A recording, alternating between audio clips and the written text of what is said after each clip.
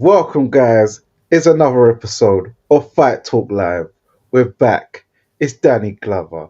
It's October Red. How you doing today? Listen, all the better for seeing you, Danny. You know what it is. And yes, SWJ in there nice and quick with the quickness, nice and early today. Just the way I like it, SWJ. I don't necessarily like it fast, but I definitely like it early.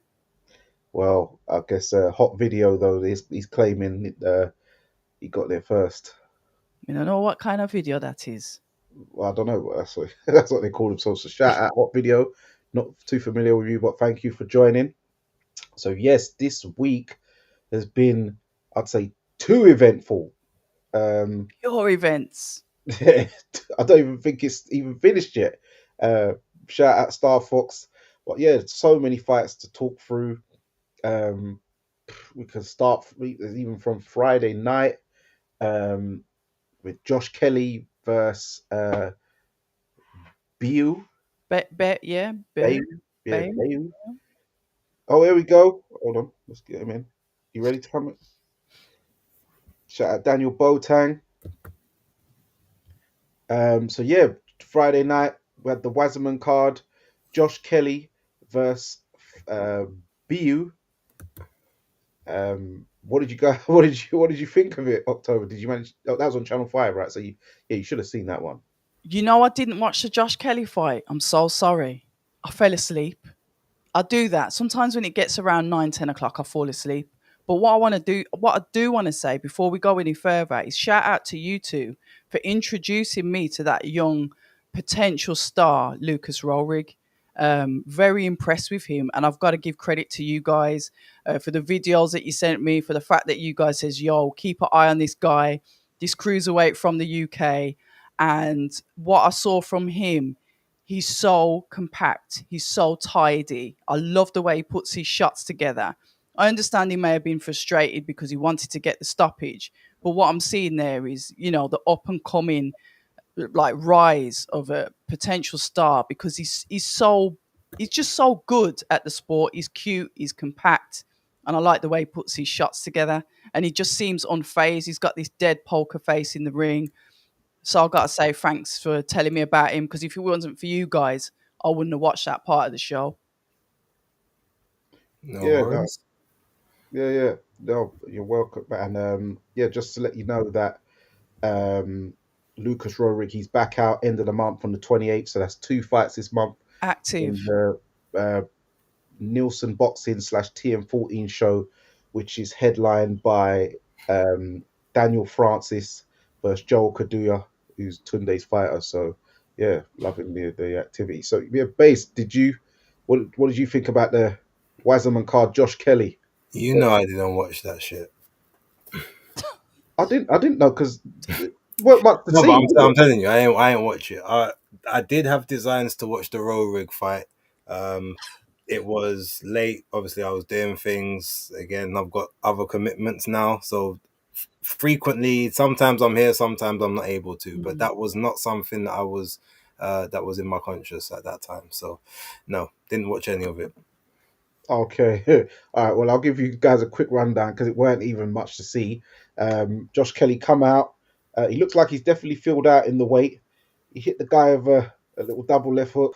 Weren't even much powering on it. The guy went on the floor and just didn't bother So, getting up. Danny, apologies, right?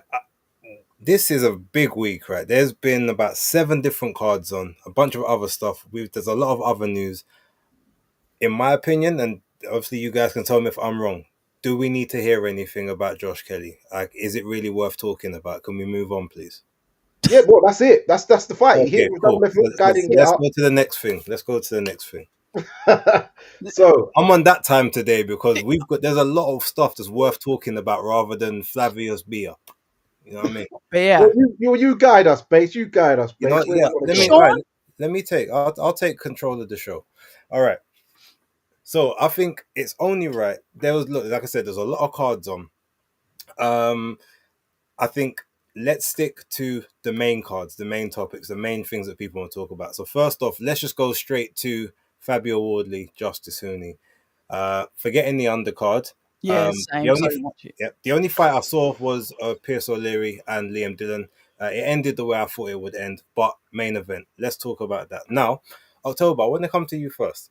Yeah, yeah. Because obviously last week you had said, talk to me about Justice. I've not really been sold on anything that I've seen, but I've heard stories, and then you was talking about your conversation with Dave Allen. Yep. So what I'd like to ask you about this fight was, number one, has your opinion of Justice changed since then? Has he Yeah, gone shot up in through the your roof. estimation? Shot through Has the he roof. gone down? Okay, and how Shot did you see through the? the What roof. do you think of the fight? I thought it was a damn good fight. I thought that he was breaking down Fabio, breaking him down. And when I say that, his attack was consistent. He reminds me a little bit of Joseph Parker in his stature and in the way that he moves around. I like the fact that he was swooping under to go on the attack. The way that he was putting his shots together, he's got such fast hands. The way he's throwing his 1, 2, 3s together, he was continuously able to push back Fabio Wardley that was in the fight. There's not, I'm not going to say that my man wasn't in the fight, but he was starting to break him down. Fabio was throwing his own shots. Yes, I'd say 1 or 2 of them were impactful shots. But to me, Justice was the more dominant boxer. He was a pleasure to watch. Dave Allen was absolutely right in everything that he told me on the interview that never went out because there's no sound. But yeah, my opinion of him is shot through the roof. Obviously, Fabio landed that shot clean there, which obviously put my man down on the floor. I didn't do the count. I know I've seen some things on X about the counts a bit ropey, a bit dodgy, a bit quick. That weren't a 10 count. But I did see that Justice he didn't look right on his legs when he got up. So I thought, okay, that's a fair stoppage. Fabio did what he did. I don't like the fact that Fabio's being compared to Deontay Wilder because Fabio can box, has showed that he can box better than Deontay because he doesn't just rely on knocking you out. He can knock you out. That's the difference. And we've seen that time and time again. So I don't like that comparison. I think Fabio, yes, he was losing. He was. I did say the only way he's going to win this fight now is if he gets a knockout, and that's exactly what he did. And that's how you win fights, especially when you're behind on the cards. Credit to both of them. I can't wait to see Justice back out again. Definitely gained a fan in me. I don't know what fights I was watching. Maybe it was just the Lorena fight that put me off. But I've had to eat humble pie with him. Absolute credit. What an amazing fighter. Cool. No worries, Danny. What was your thoughts on the fight? Yeah, I thought it was a very good fight. I know people talk about the Kevin Lorena thing, but you have to remember Kevin Lorena put Daniel Dubois down 3 times, That's and what I'm. Yeah. in most rule books, the 3 knockdown rule, if it were in effect, it would have been all over. So Kevin Lorena ain't a joke. But yeah, for Fabio Wardley, I gave him the second round. Other than that, I had him losing 8-1 going into the 10th. He was taking some big shots all night, left hooks, right hands, and he kept.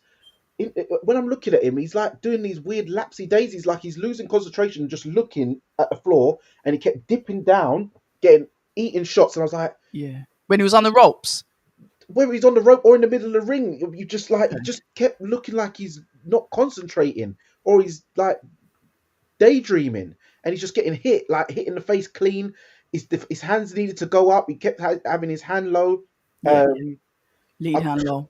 I am. Listen, Ben Davison. I don't know what he's doing, but he needs to stop this one trick pony thing he's trying to do. This whole bait him in, and I watch all this film study and bait him in, and just throw that party trick over the top. You can't rely on that because Fabio took a lot of big shots. The body shots was really starting to affect him as well in there. And Justice Huni, he hits harder than people think, because when I was there live, the shots was very big. It's a good thing Fabio's got a very good chin. Fair enough.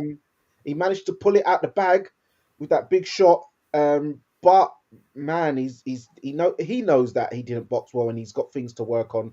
But the defense definitely needs work, because that will become an undoing of him in the end if he doesn't learn to tighten up the defense, because he was taking far too many shots and far too many lapsing concentration shots where he's not even looking at the shot. He's getting hit and not even it doesn't. I don't know if he's even bracing for it because he's not even seeing them coming because he's looking at the floor or he's just looking elsewhere and then getting clapped. But Justice Hooney, very good boxer.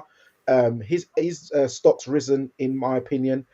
Eddie Hearn must be in dire straits, thinking I had this all sewn up. Frank Warren was like chuckling, like I got you again. It was a great night, sold out. Ipswich Town. That I'm telling you, them streets. He's got that toughness from them streets, man. It ain't a joke. Okay, so look quickly on this one. Obviously, I'll speak about this a lot over the week, I'm sure. I thought the fight played out pretty much the way I thought it would, except I did think that Fabio would be a lot more competitive from like rounds 4 onwards. But I predicted that Justice would win the fight unanimous decision. I toyed with giving a stoppage victory. At one point, I was going back and forth. This was literally one of the hardest fights I've went to predict. It took me all the way up until Thursday night to finally put in my picks for my predictions league. I had Fabio winning TKO in the 10th at one point. I had Justice winning by split decision. I had Justice winning unanimous. I had Fabio winning unanimous. Ultimately, the thing what I thought was, okay, Justice who needs faster feet, faster hands, better combinations, and a lot more head movement. Fabio, I do think he has the he's got the strength, he's got the power and the grip, but he has these very big lapses in concentration. Not only that, he has an awful defense. There is absolutely no way that you can be mid-range to inside with your opponent and you've got your lead hand low. Like that's criminal. And Suicide. I don't understand how someone gets away with that. On the outside, cool, it's fine. You keep it there so someone gets fixated. But when they're in the position to hit you, why is your hand down here rather than up here to block your face? Also, his right hand is never by his chin or anywhere high. It's always here. Yeah, yeah. This doesn't Under it. protect anything. That can't protect anything. So they really need to, and that's probably muscle memory. That might even be his skeletal frame structure, maybe where he feels comfortable. He's going to have to get uncomfortable because if you're going to be eating those shots, it's lucky Justice is a fast puncher. He's Mhm. probably he's a fast and he's a heavy puncher, probably not a hard, powerful puncher. And I think that's obviously the thing that's gotten Fabio through that because there's several times those body shots were getting sunken in, and you could see Fabio visibly. He doesn't have a good poker face. When he's hurt, you can tell that he's hurt. And like the difference between him and the Frazier Clark in that first fight, Frazier always kind of looked in control of himself, whereas Fabio always kind of looked like he was in either a panic or a moment of, all right, I've got to get you now. And Justice Hooney was just able to read those tells all night. It was an almost perfect performance from Justice until he then decided to get a bit jumpy when he didn't have to. He could have carried on trying to do the breakdown thing, but I know he probably thought, okay, I've kind of got him now. My output's dropped a little bit, but I've got more energy than him. He went for it, and in that moment, Fabio decided to he got a blessing from the Lord and decided he just threw a shot. I don't even think he really planned that shot. It came out, and then unfortunately because Justice had his whole body going into the shot, it Mhm. doubled the impact straight on the chin, right at the point of impact, straight down, and yeah, at that point, no. What I wanted to say initially was when I was watching it live, obviously they didn't show you the full count, but it looked, I saw him up on his feet and I saw the referee wave up. I'm like, I need to see that again. That looked a bit Okay. sus. I then see the footage from the Queensbury account. The referee, I counted, and from what I counted, the referee stopped the fight at like 8.5. Now, Ooh. and that's the thing is, look, seconds, it's not seconds, it's a 10 count. It's the referee's 10 count. I get that. But usually, especially considering in the UK, the rule is, from what I've told, what Lyndon Arthur said and Sonny Edwards has said, you have to be on your feet and ready to go by 8 in the UK. If Mhm. not, then they can waive it off. But if that's the case, you can't be giving someone a 10-second count and then stop it at 8. Like, do your 10 count, give them the opportunity to get to their feet, then assess them. Justice Hooney was on his feet before the count of 10, look in his eyes, I think he was gone. ask, he may have been, but here's the thing, ask, okay, do you want to continue? You ask him, you assess, you have a look, then you decide to waive it off. At that point, my issue is, he's so far ahead in this fight, he can suffer that knockdown and still win. You've actually got to knock him down and knock him down another 3 or 4 times, maybe just to get a draw. Because I had him 9 rounds up at that point, and all the scorecards, there was one of them was 8 rounds, one of them was 7 rounds to 2, and the other 2 were 8 rounds to 1, like what Danny had. So that one knockdown doesn't change the outcome of the fight unless the referee waves it off. Now, in that moment, the other issue I had is the referee's count was extremely fast. Like I've seen the video multiple times. He picks it up obviously from 5 from the timekeeper, but it's like 5, 6, 7, 8, 9, done. Like how is the guy supposed to get any traction there? And even then, all right, let's say he's really badly hurt, and then he could potentially get hurt by Fabio. That's fair. But we're in the 10th round. Fabio is spent. He's basically out on his feet. He can't really move. So what's to say that he can muster up a big onslaught, to a big barrage of punches to come in? He could barely throw that one shot he threw. So I feel like with all of that together, you allow Justis Huni the opportunity to at least have a look to see, all right, are you okay to go or not? I just think it was a case of, and I could be wrong with this, but I think it's a case of, look, Fabio, obviously, he's the hometown guy. He's the Queensbury guy. It's a Queensbury show. It was a nightmare on the cards. Like, he's losing badly. Bang. Oh, okay. Well, let's see. Can we? Okay. Yep. Cool. We can wave this one off. Because I think if it was Fabio that went down, I don't think the referee would have been as quick to wave the hands, or as quick with the count. I think it would have been a little bit slower, in my opinion. But yeah, outside of that, he did what he needed to do, so it's no slight on him. But that defense needs working on. 100%. Those tactics need working on. 100%. Maybe that the Ben Davison factory isn't ultimately right for him. Maybe he needs someone that can actually teach him the proper fundamentals. Ben Davison might be a good person to devise a game plan, but in terms of the raw fundamentals, Fabio looks like he's actually regressed from previous fights. He wasn't getting as hit that much in fights post 3 fights ago. So again, he made the comparison. I've only got to be special for 1 second. That it tells me. So when they talk about the Wilder comparisons, he brought them on himself, and he didn't set up anything in that fight. Every time he threw a shot, he was throwing a shot for that one knockout. He didn't try to break anyone down. He didn't try to set anything out. So to me, I think he is starting to rely on his power, believing that that's the one ticket, and that's not what he needs. No, it if he's isn't. going to progress to the next level. Because guys with more power, more speed, or even just better timing than Justis Huni will take him out with the amount of shots that he took in that fight. It's a conversation that we need to have with him, because I don't like the Wilder comparison. I understand when he said that about, I just need to have that one shot. And Dillian Whyte told him to calm himself when he said that at the press conference. I remember that, because he was like, stop talking.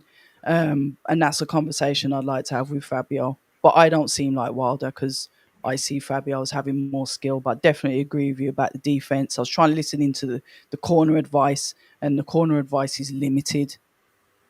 Very limited, as in the instruction that was given. So I'd be interested to hear what his actual game plan was and what their film study was, because mine was very minimal and I had my own preconceived ideas about Honey. But if they're the ones in the gym with that detailed film study, they should have seen all of that with Honey. They should have known really what he was about. And I think Fabio spent far too much time on the back foot. And he allowed Honey to pressure him. But good fight nevertheless. He got the win. Happy that he got the win. Commiserations to Honey, but I'll definitely be keeping my eye on him. Definitely. Right. So, again, a lot of cards going on, but I think the only place to speak about, just before we go to another main topic, which we're going to be on, the card that just finished, in Australia, Jaya Patel versus Claudio Squale. Now, we're not going to talk about any of the undercards. Shout out to Conor Wallace, who got his victory. I'll be chatting to him again soon. But Jaya Patel versus Claudio Squale. Now, I'll start this one. I said previously on one of these, looking at all of the names that was in the IBF rankings, why they decided to go for the number 14 guy that absolutely nobody's heard of, when there was much better opposition further up the card, including Leonardo Mosquera, who Scary. people would have just seen recently because of the Chev Clark fight. Yeah. Mateus Masternak, Michal Sislak, Yves Ngarbu. There was so many people that even other people that maybe just spoke English that you could have made an event out of. I just feel like they basically, yes, it might have been a keep busy, a marking time fight until you can kind of go and get a unification. But I feel like the people in Australia, maybe they didn't care. Maybe they just want to see Jai knock someone over, but they deserved a better fight. Jai deserved a better opponent, and it was just five. It was just 5 rounds of beatdown with Squayo just about managing to land maybe 2 or 3 shots, and that's only when Jai allowed him inside the pocket, and that was just so he could do his work. He also Jai was robbed of a knockdown. It was a clean body shot in the ribs, way above the net, way above the belly button, and somehow the referee saw it as low. But yeah, other than that, it was business as usual. He's now stated, look, that unification has to be next. He said he's going to call out Zerdo if he beats Dorticos in a couple of weeks. So generally speaking, when I can't really ask you to talk about the fight because there's nothing really to talk about. But what do you think of the potential matchup between him and Zerdo Danny? Yeah, well, it's a fight I've been looking forward to. It's a fight I've been wanting. I like the way Jai called him out. He said, "But the man's not here to defend himself because the guy was trying to instigate. Oh, is he running from you? Is he ducking from you?" And he said, "I don't want to. He's not here to Trash defend talk. himself, but I want that fight. Like you got to see me." And then his manager said, "Listen, we got to go over there. And I know Jai wants to be respectful, and he's all about respect, but sometimes you have to call him out and dog him." And that's why he's going to go over to his next fight and call him out. But yeah, I see Jai Opetaia winning, but it will be a good fight because Zerdo does have a good output and he has got good durability. He's got got some fat cells, so he can absorb shots. But yeah, it'll be. I know it's frustrating that this Sequoia guy, is a nobody, but out of all the champions and stuff like that, fighters these days, do you just want to see them fight once or twice a year in big fights, or would you sometimes want to see them in showcase fights just to keep them ticking over, just so you're seeing them? But what it is, I noticed that what Jai is doing, even though he's smashing up these guys, and people are like, "Oh, but you're banging over nobodies." What it is it's like people are waiting to see some kind of slip against these nobodies, and because he's knocking them out and dealing with them so devastating, I think he's putting the frighteners on him because he's dealing with these brothers like vicious. Yet there's no lapse in I'm overlooking this person or I'm not treating this person. He said it in the little preview videos. He was saying he's like I treat everyone the same, and I've got to deal with everyone like equally, and that's what he's doing. And I do feel that some of these champions, the way they talk a good game, but I don't think they're really willing to get in there with him. I think they want to try and get in with guys like Badu Jack or some other champions. They don't really want to see Jai. But Zerdo, he's gonna have to, and Oscar De La Hoya, you're gonna have to fight him, man, because you can't run forever, unfortunately. So yeah, I'm looking forward to that one. I hear that. October, not even about the fight, but what was your thoughts on the possible unification if it happens next? Yeah, I like it. Hot Video's quite rightly pointed something out that I had forgotten. Malik Scott's a trainer of Zerdo Ramirez. One of his assistants, yeah. Okay, one of his assistant trainers. Yeah, I remember seeing him in the corner now. So good spot because I'd forgotten about that. I do like the fight very much. I think Zerdo's a very good fighter as well. But the thing is, Opetaia is somebody that can turn up the heat when he chooses to. Then he can drop the pace. Then he can turn the heat back up again, which is what makes him dangerous. I do agree with you, Base, because I didn't know who the opponent was, but then I do agree with Danny. He's got to get out. He's got to be active. He's got to obviously stay where he is, push his position, and even some of these fighters, I bet he might have approached them and they might have turned him down. We don't know any ins and outs of that because I don't have Jai Opetaia as a fighter that turns down opportunities. He's very targeted. All he kept on going on about is, I wanted to get through this guy because I'm thinking about the unification. He's extremely focused and extremely targeted. So I think if anybody approaches him with any BS, maybe even tries to hustle some more money out of him because of his credibility and who he is as a fighter. He'll just be like, just get me someone that wants to fight. I don't want to know. I've got my path and I'm going to stick on it. I look forward to the fight between them. I like the fact that Jai Opetaia is trained by his father. I like that there. I like the fact that he's got that bond, and I think that bond makes him stronger mentally in the ring as well. Roll onto it. I like the fact that he said, "I'm not doing any trash talking," but then his manager Mick Francis, sends us all the messages all the time. He's like, "Yeah, well, we're stepping over there. We're going to go to his door and we're going to knock the door while he's there, rather than stand over here and talk about it." And I like that because it shows resilience and ambition and that focus, that target. That's what he wants, and he's going to go all out to get it. So yeah, I rate it. Good stuff. Good stuff. Okay. Very quickly, I just want to give a shout out because I didn't get a chance to. I saw it a little bit while I was watching the Justice Huni fight, but Callum Simpson and Ivan Zuko. Callum Simpson, I got knocked down twice, once in the first and once in the fourth round, I believe. But he managed to stop Zuko, I believe, in the 11th. I was watching a bit of it, but I had to use my phone for other things. And Justice was on the TV. I mean, Fabio and Justice was on the TV. So yeah, just a quick shout out to him. Obviously, it seems to be the end of Boxer's current deal with Sky. He was saying initially that they had a big announcement. Apparently, there's an announcement coming in a couple of days. I don't know if we watched that show because I think we were all focused on the DAZN show. But generally speaking, just Danny, your thoughts on Boxer and I guess their run with Sky and how things have transpired and what they do next.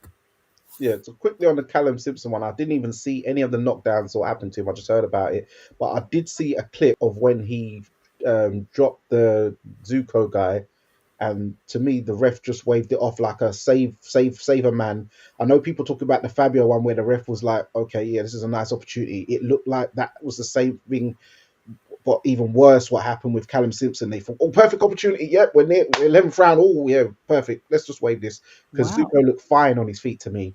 But regarding the deal with Boxer and Sky, yeah, it's an interesting time because there's a lot of fighters. I think maybe why they wanted to get Adam Azim out.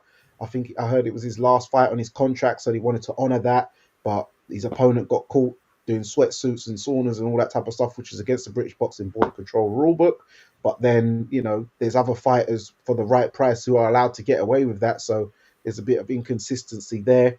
People like Caroline Dubois, Ben Whitaker, it's risky times because they could get snapped up by other promoters. So Boxer's going to have to figure out a channel very fast. I don't know if TNT or somebody's going to try and pick them up, but it's a very risky time because there's showcase fighters who are going to need to be on TV. You cannot put them behind the wall or in your call on some Miranda Carter type business. So yeah, Ben Shalom, he's in a pickle right now.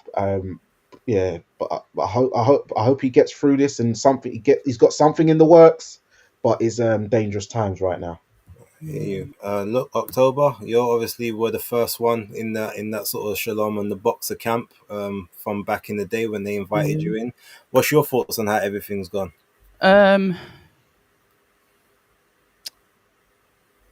Right, how it's gone. Okay, it's probably could have come to a better end because if it was successful, the proof would be in the pudding and they'd be signing another lucrative deal with an extension. So that speaks volumes for itself.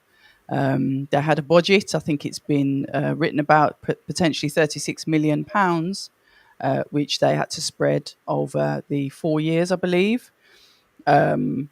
Business decisions, signing things, signing fighters, budgets, just basic business acumen may have cost them that because they started off really well, putting on some glitz and glamour shows, doing a lot of stuff, and then it started to phase out towards the middle and the end. He mentioned something in the interview that he did with Ayman Khan from Seconds Out. So shout out to Ayman Khan, shout out to Seconds Out. A very informative interview, so thank you for that. Because I got some answers, but I also got some questions. And one of them was that basically Ben was complaining that other promoters were given a bigger budget than him. He also mentioned a possible second phase, which could include Sky, because he said he's still in negotiations. It hasn't come out that they've definitely said no to him. He is in negotiations with them, and there's going to be a big announcement. It's either one or the other. If it's going to be a big announcement, is it going to be with Sky? Because you can't be in negotiations with them and have this big announcement on the cusp of your tongue with another broadcaster. So it spoke a lot of volumes there, which basically says to me nothing's set in stone. If he does retain with Sky, could it be a smaller amount of fights? Are they going to recruit more boxing shows, say, for example, TM14? Are they going to get a Sky Sports boxing slot? Is it going to be like that? And each of them start to divvy up who gets what week, whatever? Or, potentially is he going to go to TNT? I hope not, because I'm not paying for that subscription again. I was quite happily cancelled that subscription when Queensberry left, and it was fantastic because they were all on DAZN, and then it leaves it there. Is, Ben Shalom going to go to DAZN? I don't see why not. GBM Sports there, Queensberry, Matchroom, obviously, there from the beginning. So we'll see how it goes. Is he going to lose his fighters? I was quite surprised there that you mentioned Adam Azim is potentially, but that was his potential last fight, but he hasn't had that yet. So that extends over, maybe, unless there's a time limit on it. Loads of answered questions, but loads of unanswered questions. They have got some good fighters. They have got fighters with potential. Will they want to lose them? Of course not. So, like Eddie Hearn said, I think it was on IFL TV, to shout out to them, said it was big boots to fill. And to be fair, we've given him a bit of stick. There has been that, but it was big boots to fill, and he was just basically never going to fill them. So we'll see what happens. Okay. And look, I think one of the issues he may have is that a bunch of these fighters supposedly have in their contract that they have to be on TV, and I think it's actually signed that they have to be on Sky. I think that's in their deals. So imagine if that Sky contract doesn't, if it ends up not being the case, now these guys can legit walk away because terms of the agreement has been violated. I've heard that Sky are looking at doing sort of one-offs and like just basically seeing what cards they want to make and then signing off and okay, yeah, we'll give you this card or we'll give you a for this card. But outside of that, they, from what I've heard, they're not willing to commit to an actual full-blown schedule like they had before. So look, it's tough times. I mean, Caroline Dubois, if she's got the easiest path because she could just go to MVP. They'll definitely take her.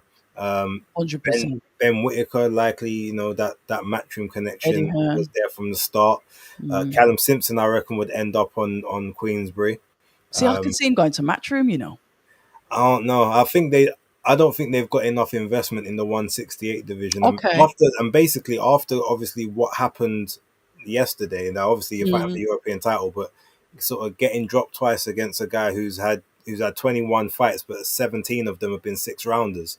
It doesn't necessarily look that good on you, kind of thing. So, Lauren Price MVP as well. Yeah, more than likely. And Carrie's Heart in Store. I think she'd probably end up going more like one of the. No, I think she could end up on like a Wasserman or a GBM, Carrie's Heart in Store. Serious? Yeah.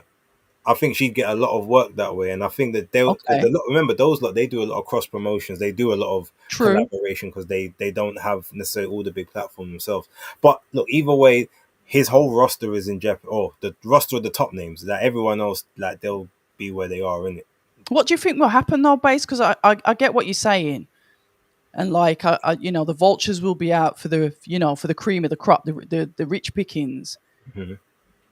But what do you think's the more than likely outcome? Because I was convinced, like you said, about Sky giving them certain slots and potentially introducing other promoters on board as well. So we got week in, week out, or month, whatever. Do you think that's the more likely thing to happen, or am I just like, I don't know, hoping that they stay with Sky? I don't know. I'm trying to see if I've got a bias head on it. I think that they will kind of try and do a case by case basis. But the problem with that is if you do that, then you have no way to build a schedule. Look at PBC with Amazon Prime. They did 5 shows last year from going down from like, I think 17 or 19 shows the year before. purely because Amazon were deciding, okay, well, we'll give you a slot for this one, not for that one, but everything had to be pay-per-view. Yeah. All So right. if that's the case, I mean, but if you look at it, let's be honest, like GBM right now is on the zone. Do Yes. they want the Sky contract? I don't know, because I think Izzy is doing quite well with the slots he gets on the zone. Yep. He's not combating with anything else for the most Nope. part. Like all the other little small promoters, they're all on the zone as well. Will the small hall promoters be big enough for people to even bother to tune in on Sky? Because most people really watch Sky for that, like they watch it for the casual fighters more time than Yeah. not. And then you find the little gems on the undercard afterwards, but you need the big name. Mm, Whereas the zone, because it is such a sports heavy platform based true. for boxing, you're gonna get more people who are just there for the boxing. So I don't think it would work with Sky if they didn't have a big name promoter there and then with everyone else kind of housed around it. And I Yeah. just don't think, unfortunately, that Ben is that big name promoter. He started off, like I said, like Jay Z said, had a spark when he started, but now you just, and I won't say the rest, but you know what I mean? There was, the candle burned bright, but it burned Mm, fast. And that unfortunately seems like what it looks to be. But look, I think Ben's a cool guy. He has some weird tendencies, but overall, I like a lot of the staff at Boxers guys. So I hope that they do figure that out and they get something sorted, or they go to the zone and I can just have everything in one place and pay one subscription. imagine. Although to be fair, I've got Sky and TNT for football anyway. So yeah. Nah, I'm not Um, doing TNT again. No, I don't. Okay, now look, we've gone through that. I think it's time to talk about one of the big talking points of this weekend. It was supposed to be a nice little fight between Keyshawn Davis and Edwin De Los Santos, and Keyshawn Davis decides to come in 4.3 pounds overweight. So not eat. So goes to show he didn't even try to make the weight. What the hell? Maybe didn't really offer any apology. So we thought, okay, that's bad enough. Then on the fight night, shout out to Abdullah Mason, ended up taking the main event spot against Jeremiah Nakatila. Good performance. We'll talk about that in a moment. But Keyshawn's older brother, Kelvin Davis, ends up getting beat by Nahir Albright, which was a surprise. I thought Kelvin would have enough just to get by Albright, although Albright is he's a very good fighter. But I think it was a majority decision. One card was a draw, and then he won the others. I think it was 96, 94, 97, 93. It was a Okay. comprehensive, good victory. Okay. Goes backstage, and then all of a sudden gets accosted by Keyshawn and Keon Davis in his dressing room for absolutely no reason. Apparently, then gets headbutted by Keyshawn. He shows the lump and the little scar that he got based on that. They end up in this another brawl outside where Keyshawn's got his 2-year-old son in the stroller in the mix of a melee with, I guess, people must have came from the side hearing about what happened to Albright. I'm gonna give my take and I'm gonna let you guys go because this whole situation has frustrated and annoyed me from it happened. I've been a big advocate for Keyshawn Davis, even after the failed drugs test, because it wasn't technical drugs, it was cannabis, Weed. weed, Mm. fine. But you lost the victory to Nahir Albright because of it, funny enough.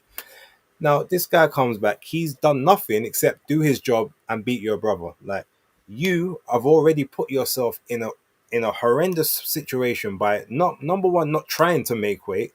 Number two, not trying to make any apologies, talking about, yeah, look, I've just been here too long. I couldn't make the weight. Bear in mind, you made the weight perfectly 4 months ago.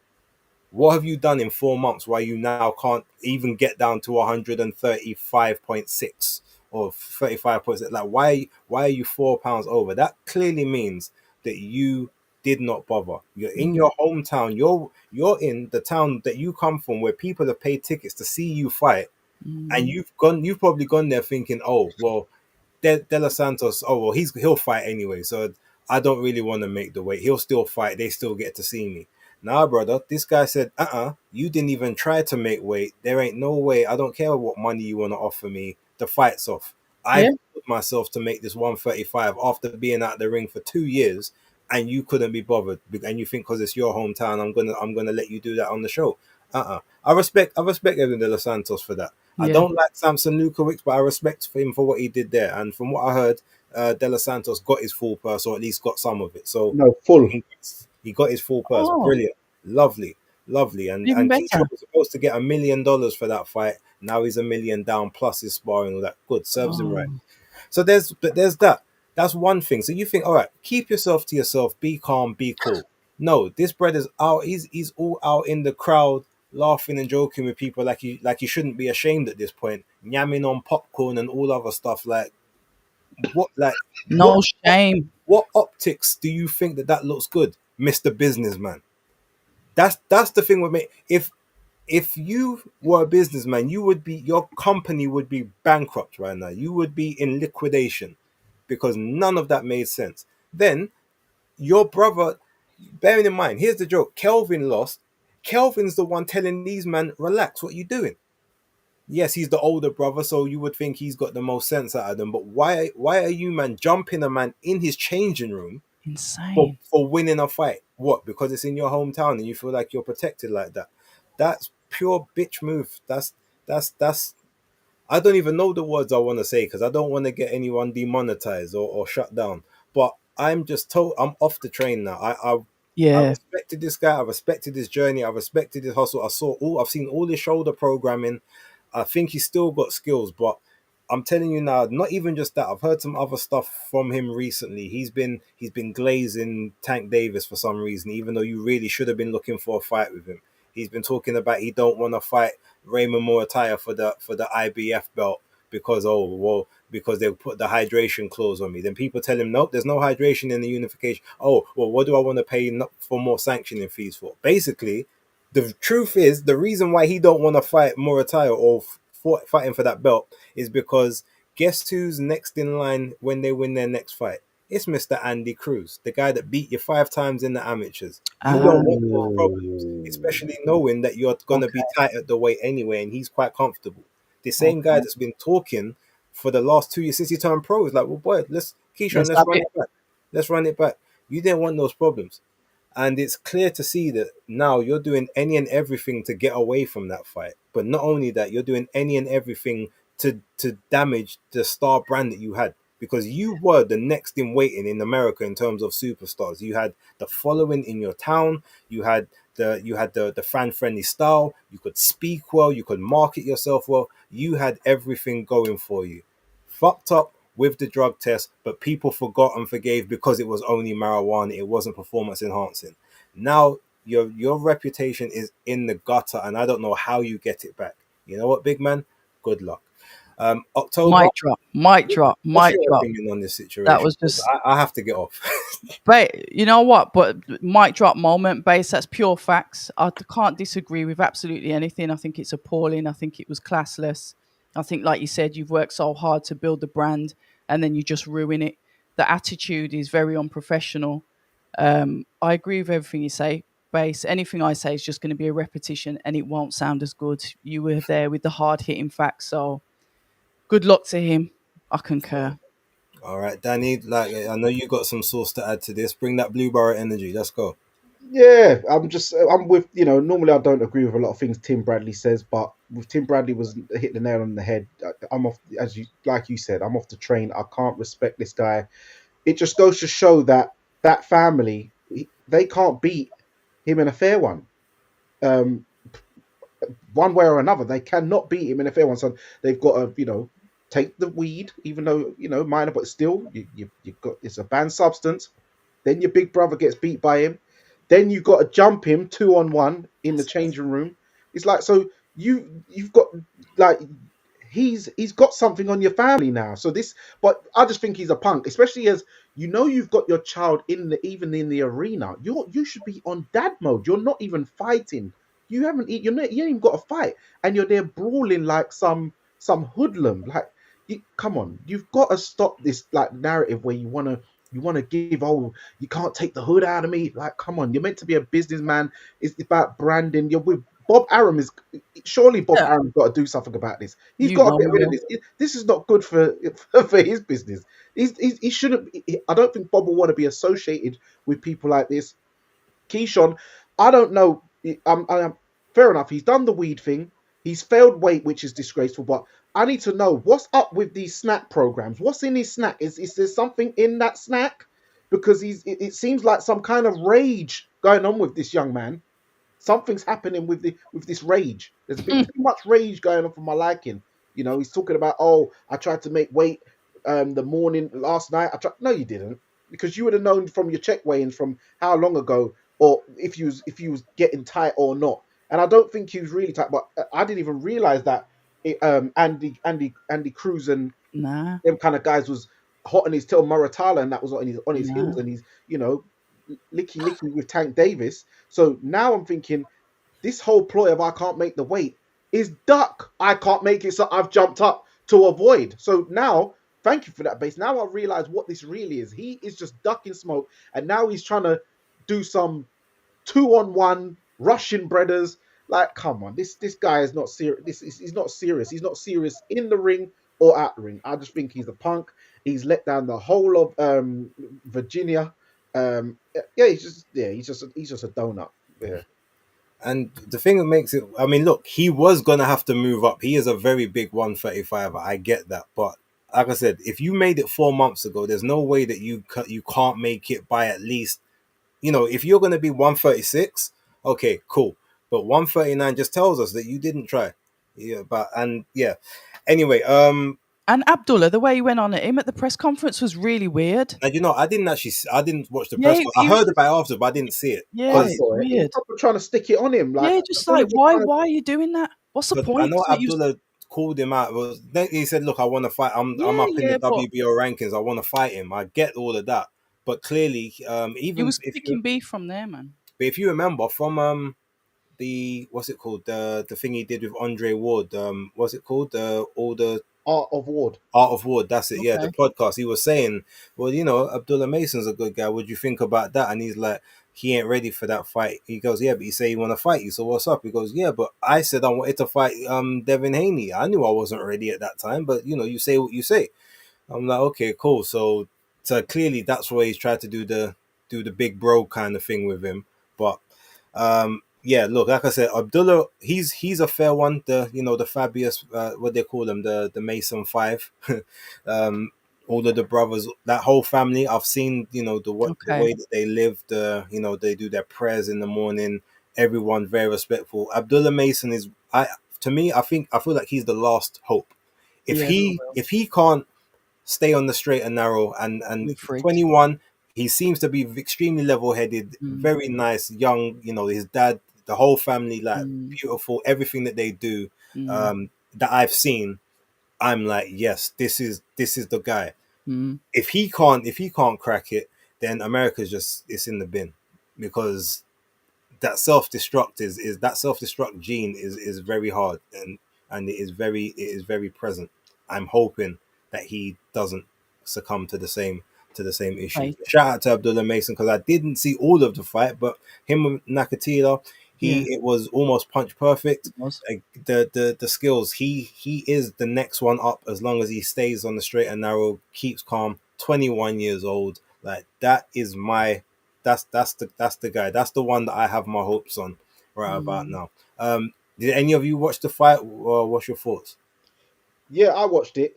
You know, Highlights the for way he me. pot shot him with the right hand, had man rocking and rolling. He dissected him. It was really good stuff. I was really impressed with him. And as you said, but I think he is the goods. I think with the dad's not, like, for instance, I think Floyd Schofield as a kid is cool, but because he's got a mad dad, he could end up getting like taken off the rails. But with Abdullah Mason's dad, they all He's seem proper. they all seem wholesome. So I think he'll be okay. I think he's Yes. gonna be the one. So yeah, fingers crossed. But I think with that setup, he looks like they're gonna be fine. So yeah, great performance. It just goes to show you that clean hearts win, because he came with a clean heart at the press conference. Keyshawn Davis looked like he wasn't just trying to big He was bro him. beef He looked like he wanted to try and set something off where he could Yeah, try he was and beef punch seeking. him on the stage. Like he wanted to fight him. He was on the fishing stage. for beef. Yeah, he was pushing for him to say something where he could attack him. Yep. But Mason didn't give him that opportunity, and then Abdullah ended up being the main event, taking the show, Imagine. stealing the thunder, and he's gonna steal his fans now. And he would have got more money for having to be main event as well. Okay. Yeah, you know what I'm saying. So you see how God works. So yeah, it's good. It's good stuff. Well done, Abdullah, for staying professional, and Yeah, Right, October. I definitely. know you watched highlights, so you don't even have to talk about the fight. But Yeah. Abdullah Mason, what's your thoughts and opinions? I like the setup, like you said. I like the family setup. I've mentioned it before about Jay Patai having his father as a coach. I saw it with Abdullah Mason, especially when he won his fight the other day, and his dad was giving him that advice, even though he hadn't even had his hand raised yet. He was still giving that talking to. I didn't know it was his father. I was just saying, shout out to the coach. Was commented, and people like, that's his dad. So he's in good hands. We do know that sometimes the dads can take center stage, and it can often ruin it for the fighters. But I think with these guys, they seem more level-headed, and I don't want to preach the future that I don't know, but I'm literally keeping my fingers crossed for him. I like his style. He's compact.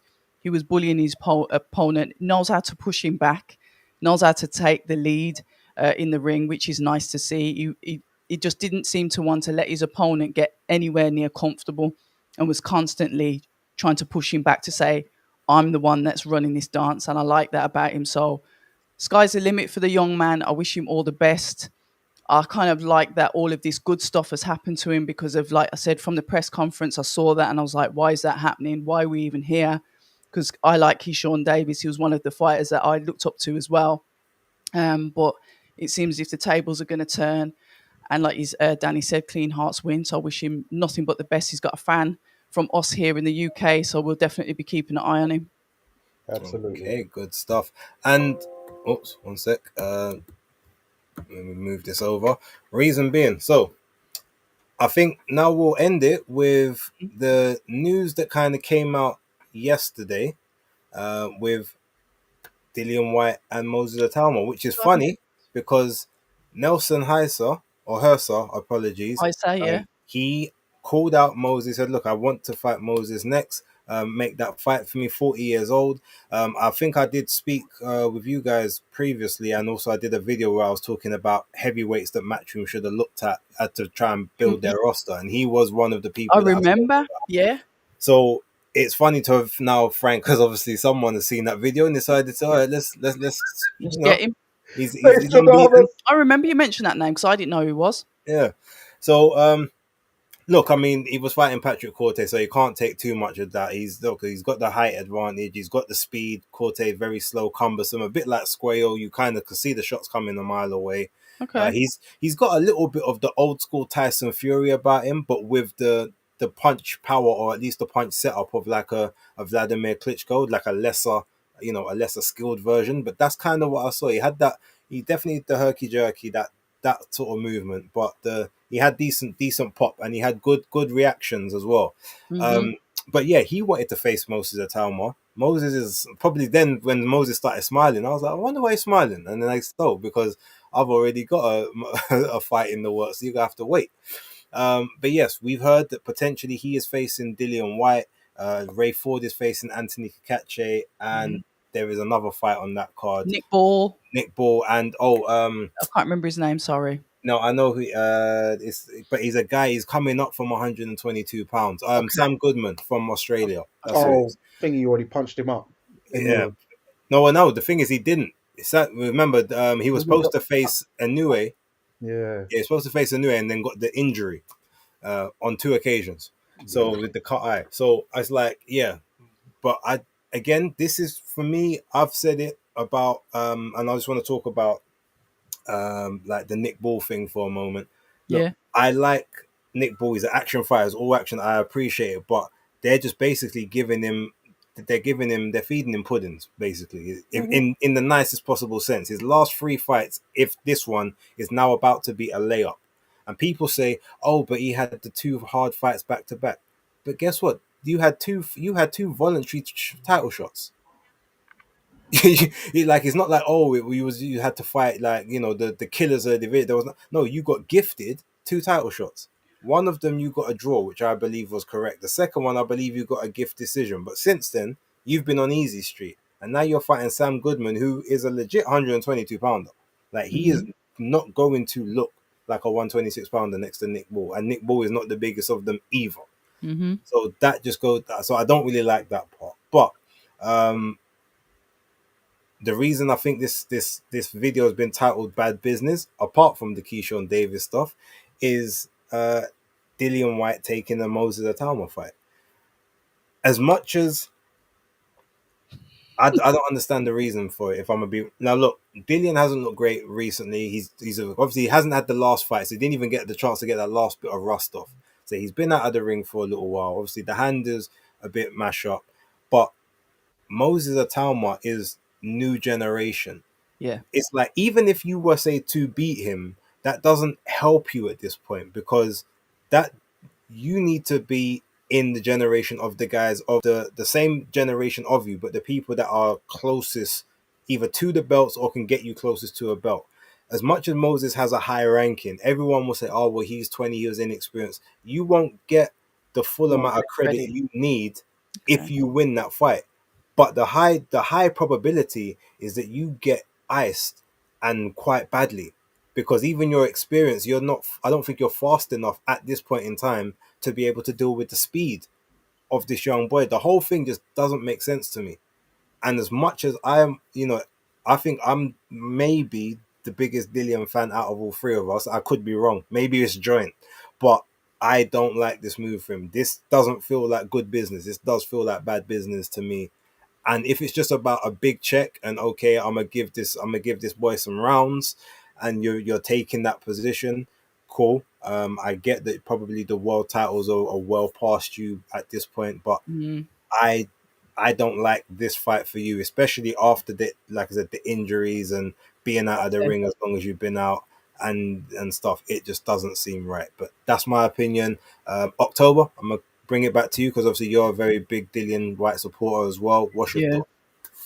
Um, Dillian will fight absolutely anyone, and he actually doesn't care about losing, about stuff like that. He just wants to fight. I guess that there could have been the Lawrence Okoli fight for him. Obviously, we don't know what's happening with Joe Joyce. That went in the bin ages ago. There is fights that he could have took because at the end of the day, Lawrence Okoli is WBC #1. So why not take that fight? They know each other.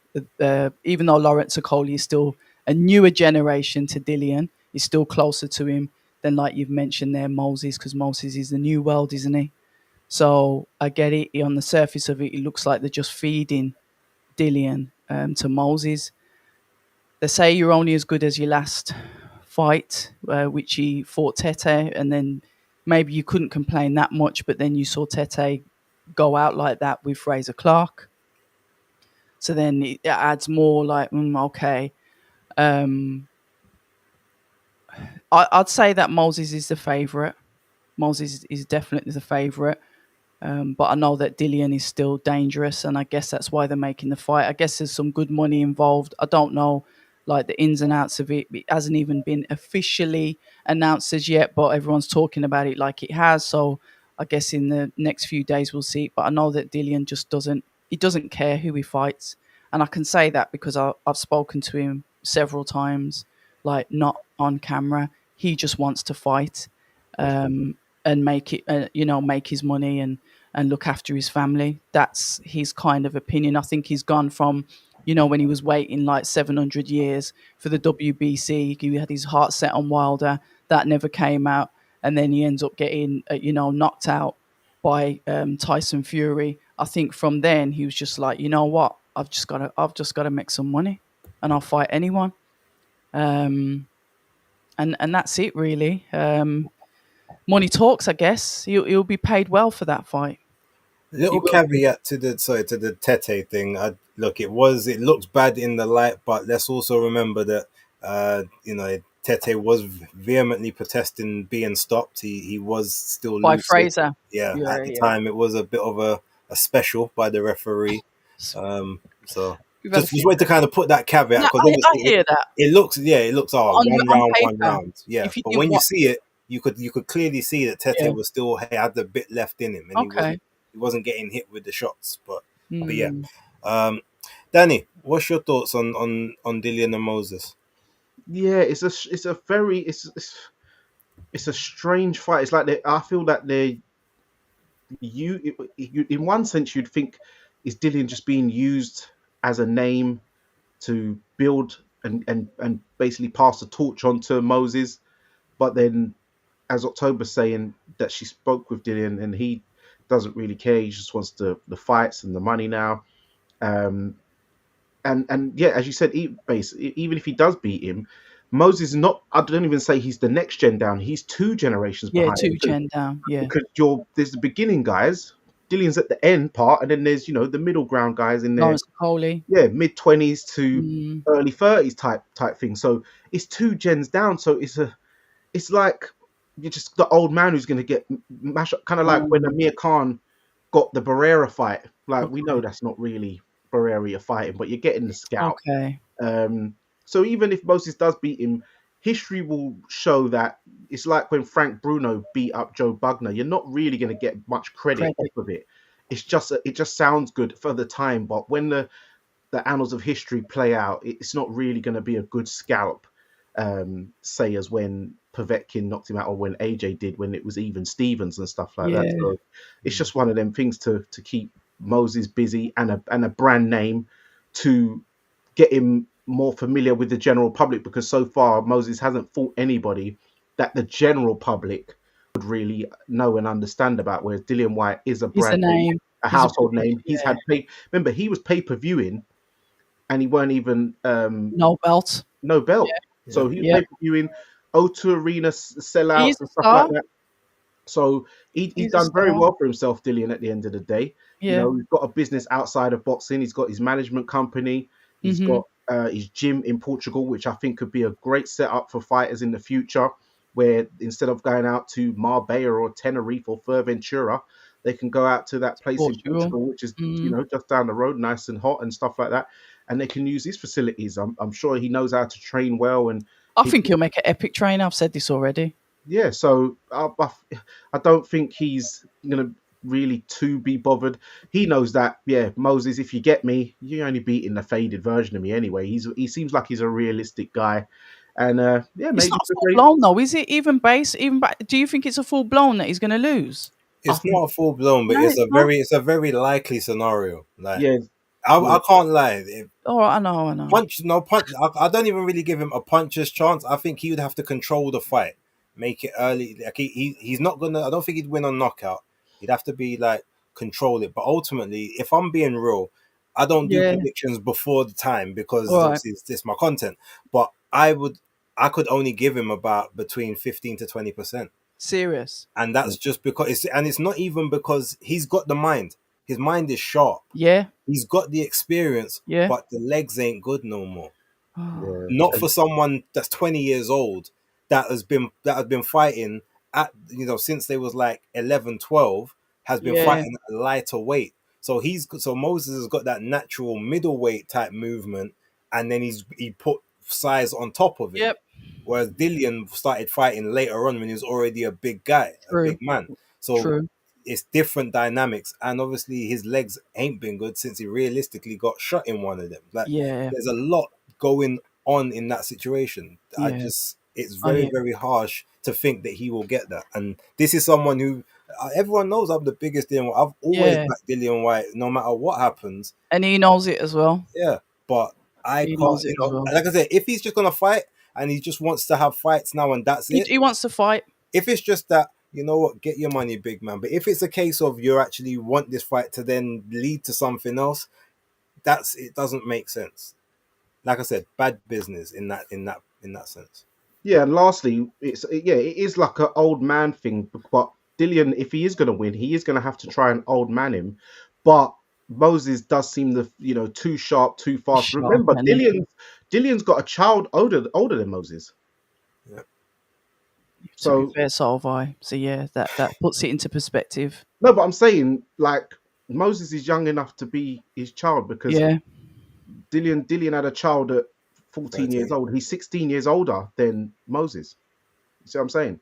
Man. So that's what I'm saying. It's 2 gens down. It's a lot going on there. There's a lot. Boy. Well, I mean, look, shout outs to everyone on that card. Hopefully they can I mean, look, it's like an accompaniment card to some other event they're doing. It's a free fight card, which is not something you usually see at Riyadh season. Okay. That's what the Ring normally do. But you know what? I looked at the fights themselves, and I just thought these don't really seem Riyadh, if you know what I mean. Like they seem like they should just be regular Matchroom Queensbury type cards. This doesn't seem like what Riyadh season do, but it is one of their out of season type things. So Mm. hopefully it will be if anything, let's at least let it be a spirited effort and it goes some rounds, 6, 7 rounds, something like that, 8 rounds or more. If it can go the distance, brilliant. So both guys can get what they need out of it. But yeah, outside of that, look, there was a couple other cards on. I just want to give a shout out to Beatrice Ferreira, who beat Maria Ines Ferreira on the most valuable prospects card. Brie Howling got upset defeat against Naomi Cardenas on that card as well. There was a brilliant knockout from what's his name, Alexis. I think his name's Alexis Capoldo. It was on the prelims part. Anyone who wants to check out on the YouTube highlights, they definitely put that out. It was a very fun looking knockout. Other than that, shout out to Selfa Barrett. He fought yesterday and nobody knew about it, but got third round TKO. So his relationship with Gallagher. Joe Gallagher, is looking like it may start off bearing fruit. Franchon Cruz got a Yeah, I haven't even watched that, Franchon. And what about the heavyweight guy? Stanley Wright. He got dropped heavy, but lost on a technical decision due to a cut. But he was well behind. He got well beat. But yeah, Franchon Cruz. It was she got the W, but it was very controversial. Most people had the Mexican lady winning the fight. Okay. But Brandon, I guess. So yeah. Well, I'll check it out. Salita Promotions. That was Shout out to also my guy Junto Nakatani, 6th round stoppage victory. Smashed up the to cut. What's his name? No, Mashida's eye. I think it was the 7th round. It got stopped. Okay, I thought it was the 6th. But yeah, so yeah, dealt with him. And didn't get a chance to watch that one, but I will be checking it out. Yeah. Also Hemp. What's his name? Hemp Hill against what's his face from the. It was on the card, the boxer card. What's his name? Tony put it in the chat earlier. Let me see if I can find it. The American guy, the former big amateur. I know someone else will probably put it back in, but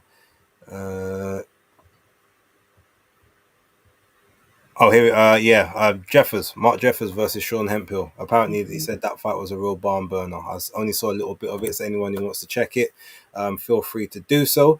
But I think that's pretty much the main topics that we've got. Is there anything else that we've missed that we want to bring up? Just lastly, rest in power to James Cook. Yes, of course. That's the second, Jamaican uncle of ours who we've lost this week, unfortunately. Great fighter, former British, Commonwealth, European champion. Also a trainer as of recent to Anthony Yard. And it was a shock to the industry and the boxing fraternity, because he was just at the amateur show last week with Tony Cisse, and he looked fine in the pictures. I saw him with everybody like Wayne Alexander and Derek Williams and stuff like that. So yeah, it's very unfortunate. Look, it goes to show that as much as people look okay, sometimes they're not. Always gotta try and keep love in your heart as much as you can. Try to be I say a good person, but good isn't something you are, it's something you do. And try to be good and do good every day. And hopefully when it comes to the end of your cycle, you reap the benefits and the rewards. Yes, rest in eternal power, Mr. James Cook, and also Mr. Mike McCallum. Jamaica's taken a hit this week. It hasn't been nice. October, anything you want to say about that? No, just that, obviously rest in peace to James. It's nice to see that his team have put out things on their social media to say, their thanks to him, especially obviously in being part of Anthony Yard's team. So obviously they've put some bits out for him, which is good to see because they would have worked with him more recently. Never had the pleasure, but always heard good stuff about him. And yeah, listen, guys, all of you guys in the chat, we really appreciate you. If you can, sub to the channels. I'm enjoying this working with Base, working with Danny, and when Maestro can get in, there is a time delay difference. I get that, but we are a solid team. We're not going anywhere, and we're here to keep you guys entertained, keep you in the loop with what's going on, and obviously give you our opinions. You might not agree with them, but you're here listening. So I guess that you'll understand some of it, even if you don't agree with it. So we appreciate you guys as well. I need to let you know that because there's 96 of you here in the chat that are spending your time on a Sunday with us. So yeah, much respect goes out to you guys too. Lovely. And look, I guess with that, ladies and gentlemen, we will end it there. Danny, I know you've been itching, so go. You do what you do, guy. There you have it, guys. It's another episode of Fight Talk Live with Danny Glover, Base the Kid, and October Red. And remember, guys, persistence beats resistance. You know where it is.